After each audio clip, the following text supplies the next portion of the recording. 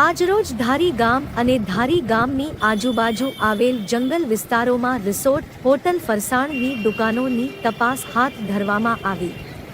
ધારી પ્રાંત અધિકારી, ધારી મામલતદાર સાહેબ તથા ધારી પોલીસ સ્ટાફના સંયુક્તપણે તપાસ કરાઈ હતી, જેમાં ફાયર સેફટીના સાધનો અને જરૂરી ડોક્યુમેન્ટ નહીં હોવાથી અને ગેસના બાટલાનો ઉપયોગ કરતા તમામ વેપારી ભાઈઓના ગેસના બાટલા જપ્ત કરવામાં આવ્યા હતા.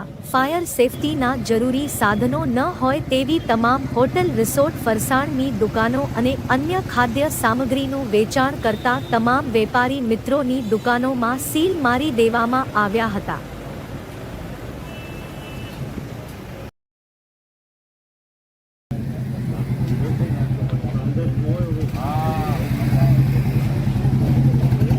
ધારી તાલુકાના તમામ લેટેસ્ટ સમાચાર જાણવા આજે જ અમારા પેજને ફોલો કરો.